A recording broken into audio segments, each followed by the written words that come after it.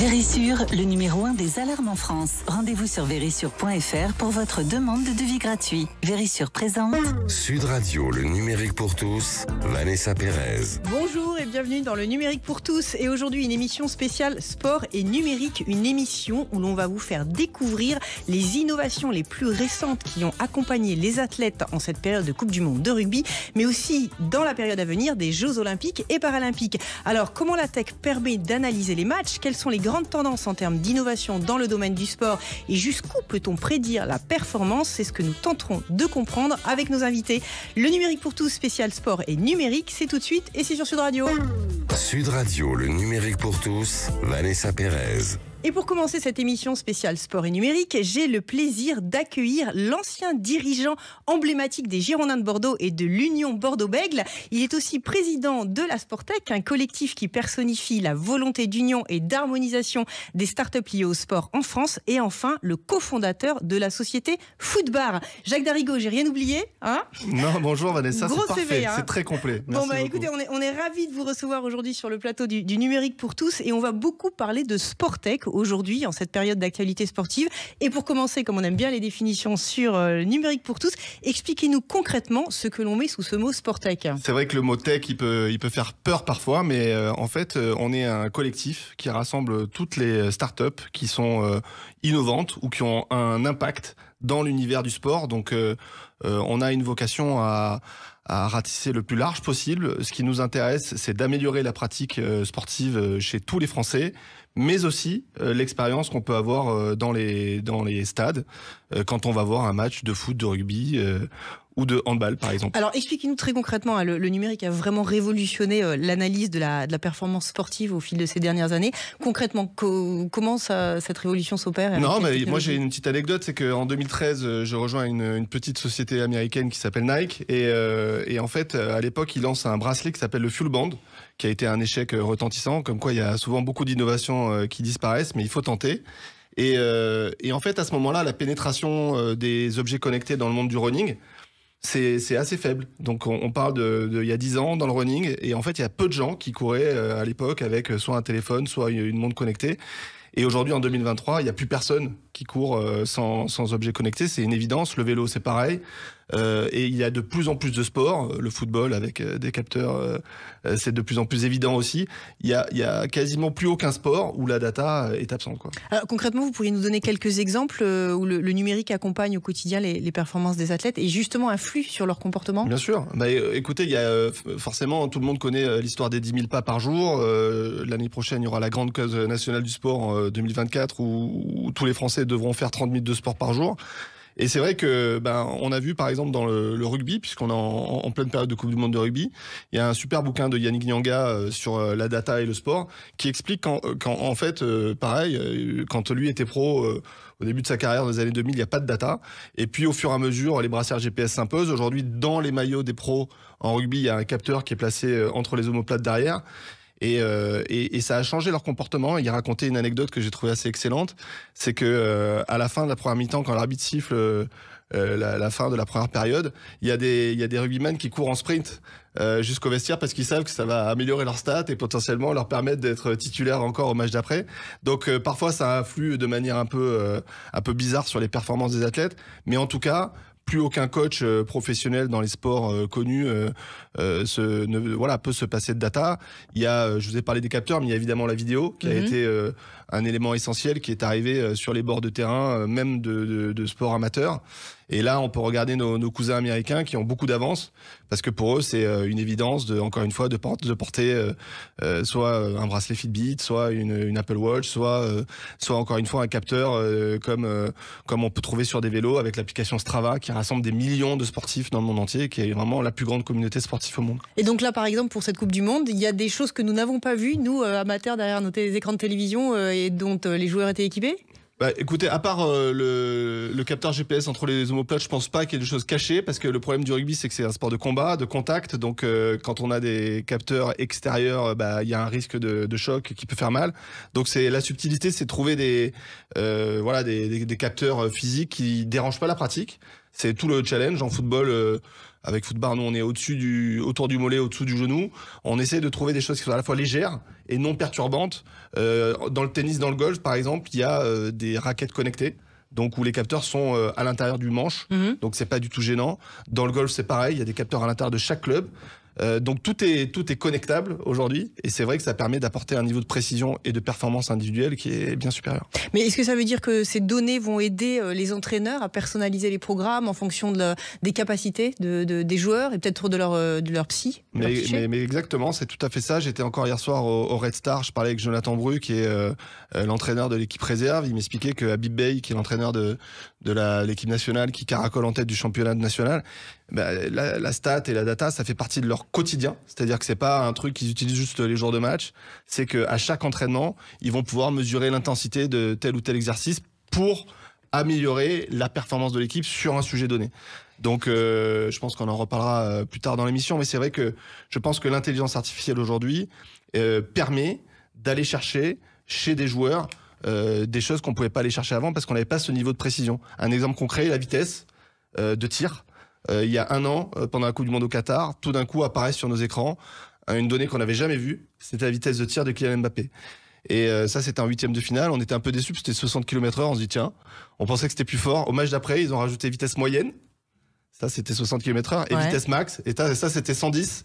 Et là tout de suite, on se dit on veut pas être au milieu du chemin de la frappe de Kylian Mbappé, ça peut faire mal. Et donc ça rentre dans le langage courant, et tout le monde veut savoir quelle est sa vitesse de frappe. Pour le prochain match qu'il va faire, quoi. Alors vous évoquiez également que ces capteurs permettent de mesurer aussi un peu la santé mentale, si on a le moral, si on n'a pas le moral, si on va être bon sur un stade. En fait, aujourd'hui, il y a quasiment plus un club professionnel qui s'intéresse pas de près à la santé mentale, parce qu'on sait qu'un joueur, c'est d'abord ou une joueuse, c'est avant tout un être humain, et le matin quand il se lève, il a son bagage personnel. Est-ce qu'il a bien dormi? Est-ce qu'il a bien mangé la veille? Est-ce qu'il a eu des problèmes de famille? Est-ce que son enfant a bien dormi, etc., etc. Tous ces indicateurs-là sont mesurés à l'arrivée des joueurs dans leur club pour savoir dans quel état de forme mentale ils sont. Donc il y a de plus en plus d'applications qui sont en train d'améliorer le suivi mentale de nos athlètes. Et c'est indéniablement un gros progrès pour tout le monde parce qu'on voit bien que quelqu'un qui a vécu un drame personnel pourra pas performer au même niveau que s'il est en pleine capacité mentale de voilà. Donc plein de nouvelles applications. Je pense à Craig qui est une application qui utilise l'intelligence artificielle, qui est une start-up qui participe au collectif Sportec.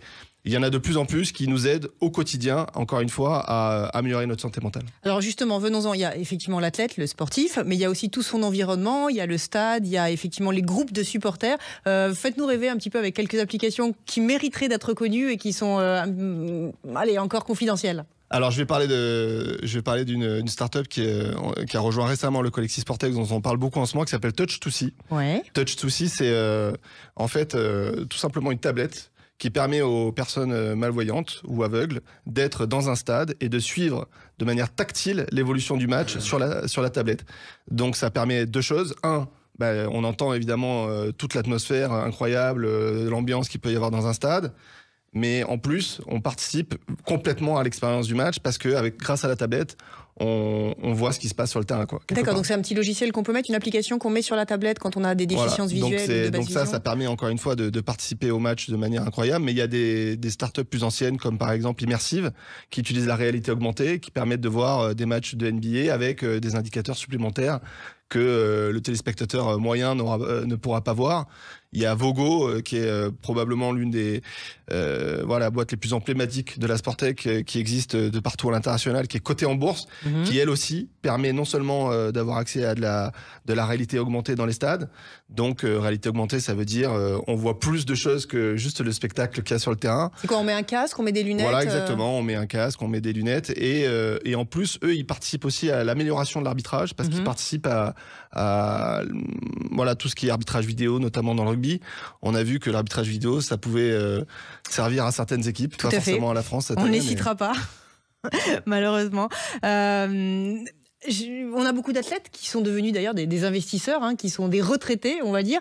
C'est une tendance de fond. C'est une tendance énorme. On a fait une étude avec un cabinet qui s'appelle Roland Berger sur l'année 2022. 24% des investissements dans la Sportec sont faits par des anciens athlètes ou des athlètes en activité.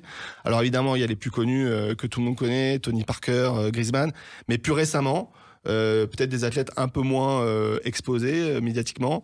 Malia Metella, ancienne vice-championne olympique et vice-championne du monde en natation, qui a rejoint un fonds d'investissement qui s'appelle Teampact, où il y a quasiment que des anciens athlètes.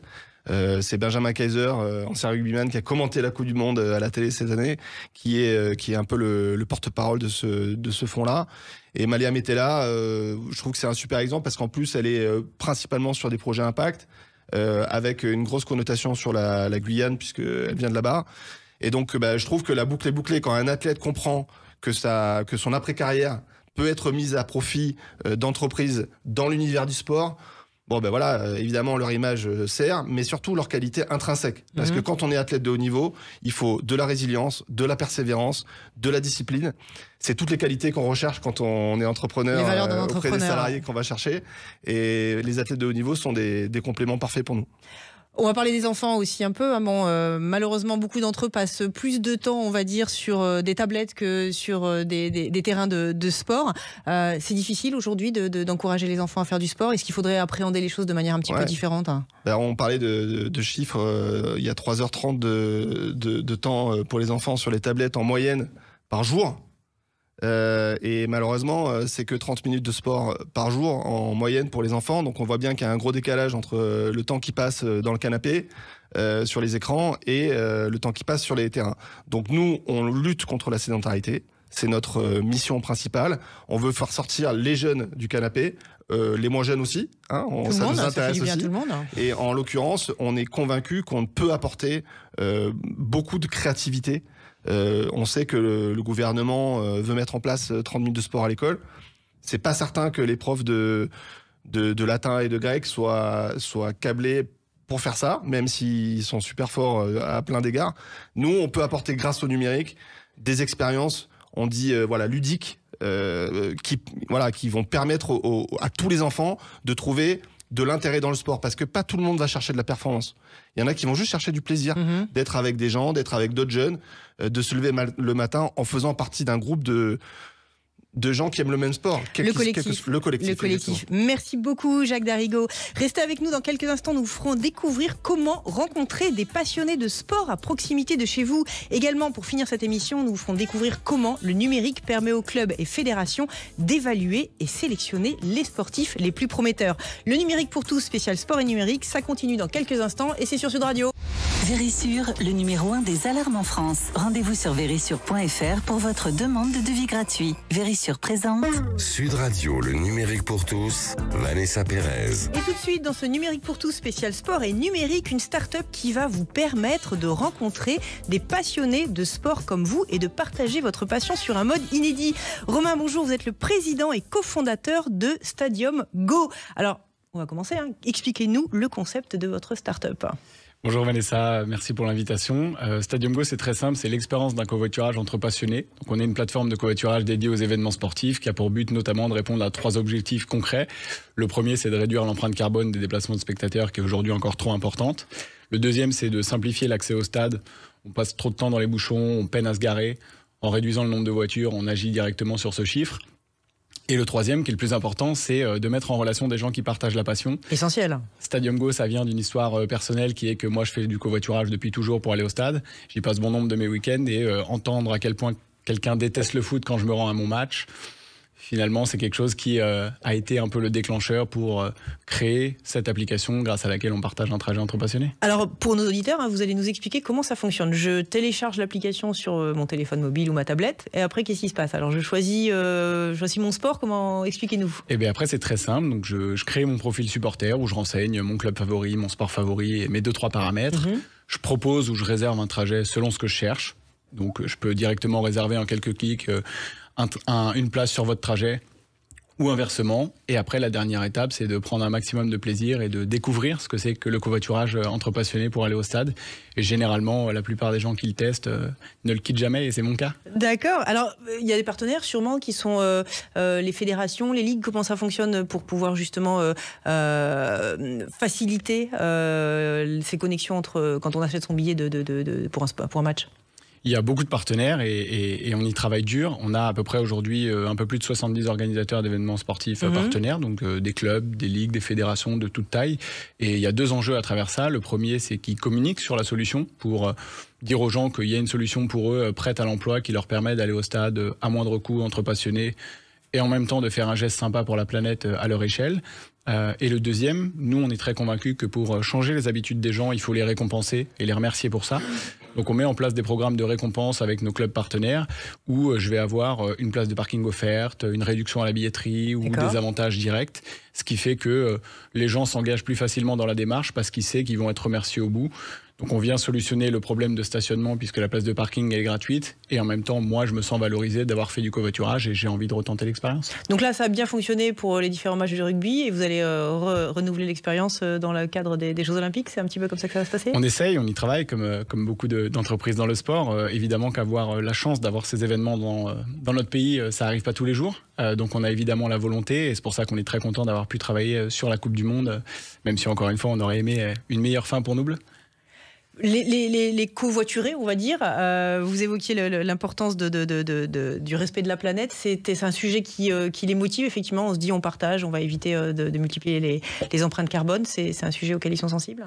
Au départ, objectivement, ils viennent pas forcément pour ça, mais nous, on estime avoir un rôle humblement de pédagogie sur ces sujets. Donc, le but, c'est de leur faire vivre l'expérience la plus qualitative possible. Et derrière, de leur dire, sans t'en rendre compte, t'as fait un geste sympa pour la planète et tu peux recommencer.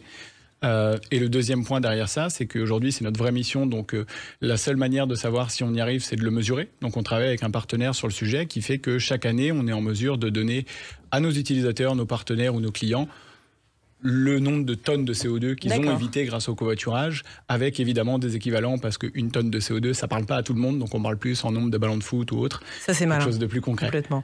Vous avez de belles perspectives qui vous attendent, hein. On peut en citer quelques-unes, même pour nos auditeurs. On a pas mal de perspectives. Les JO, on en a parlé, mais on discute beaucoup aussi avec des clubs internationaux, notamment dans le football européen. Et la deuxième chose, c'est qu'on a créé une deuxième marque récemment qui s'appelle Evrigo, où la volonté, c'est d'aller sur l'événementiel au sens large, donc aussi bien des festivals, des organisateurs de concerts et finalement tous les événements de type culturel pour accompagner toutes ces personnes comme vous et moi à aller différemment vers les événements demain. Merci beaucoup Romain Lauvergnat. Je rappelle que vous êtes le président et cofondateur de Stadium Go et n'hésitez pas à aller sur internet, c'est tout simple, c'est tout facile et vous pourrez trouver des amis qui partagent votre passion. Et pour terminer cette émission, un entrepreneur avec qui on peut facilement refaire le match, hein, comme le disait le célèbre et regretté Eugène Sacomano. Charles Montmanax, bonjour. Vous êtes le cofondateur de Skill Corner, une start-up qui évalue la performance des joueurs à travers les images des matchs que vous analysez. Alors c'est fascinant, vous allez nous expliquer tout ça. Comment ça peut être possible là? D'abord, merci Vanessa, merci pour votre invitation. Bonjour, donc nous sommes en fait vraiment un producteur ou collecteur de data. Et nous sommes spécialisés en vision par ordinateur. Et donc, qu'est-ce qu'on fait? En fait, on a développé une intelligence artificielle, des algorithmes qui sont capables de détecter, de traquer et de reconnaître les images sur des simples images télévisées. C'est-à-dire celles que vous avez à votre télé, sur votre smartphone, vos tablettes, etc. Et qu'est-ce qu'on collecte? On collecte la position des joueurs 10 fois par seconde sur le terrain. Donc les coordonnées X, Y et même Z du ballon. Et l'arbitre.